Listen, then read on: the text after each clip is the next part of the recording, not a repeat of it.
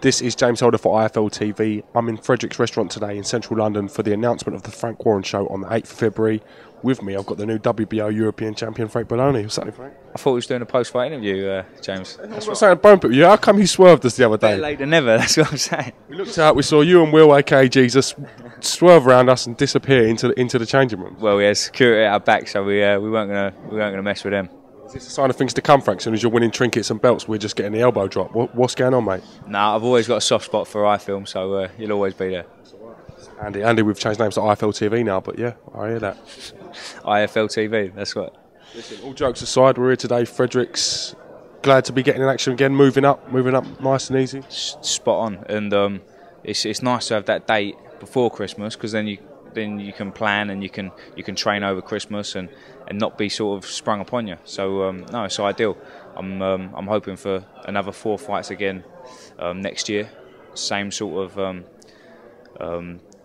distance in between each one as last time, because then you get a chance to practice what you've done in a fight and rectify certain issues. So yeah, I'm really looking forward to next year and doing some big improvements and having some tough fights. Frank Warren said in the press conference today he feels he has to put the reins on you sometimes. Sometimes you're gunning for bigger fights and maybe he feels at this time you're ready for. Would that be a fair statement?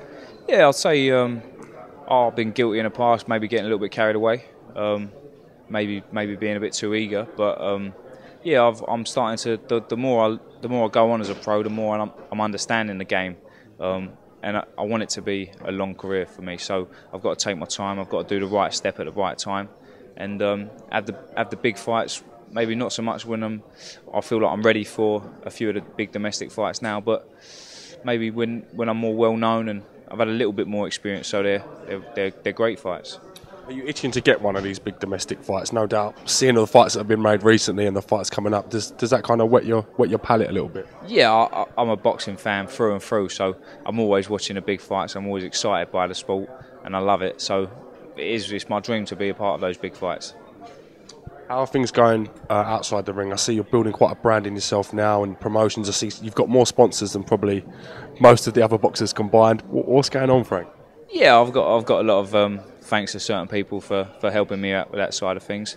But I've said it before. I'll say it again. The boxing is my focus, and that is what I love to do. But obviously, the other parts you've got to do as well to raise your profile, and well, it helps to get you out there, and you can sell more tickets. And I think the more tickets you sell, the more the support enjoy it as well. Because obviously, if there's more of them, they can really make sort of a noise, and it becomes like the sort of the football stadium mentality, and you get caught up in that moment. I've been guilty of it in the past myself at like the big venues or the big fights, and the crowds around you and you feel the atmosphere. So yeah, it's great when you can get more people in the venues. I think selling that many tickets, getting that many people to watch you fights, kind of letting you thrive under that pressure atmosphere, and it's going to help you long term.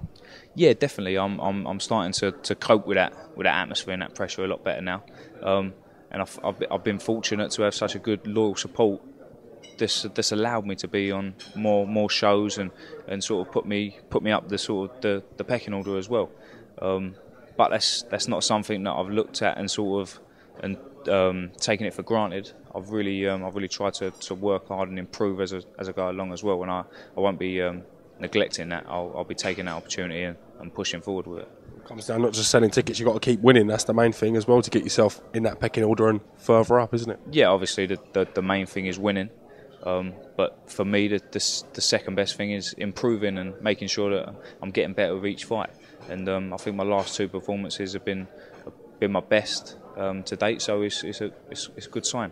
Jimmy and Mark Tibbs keep the gym open for you over Christmas. Everything's going to be all right? Oh yeah, I'm back in the gym now. I'm back. I had a nice week off. Got to see a lot of my friends and family that I hadn't seen for a while whilst I'm in camp, so that was nice. But no, I'm full throttle back in training now.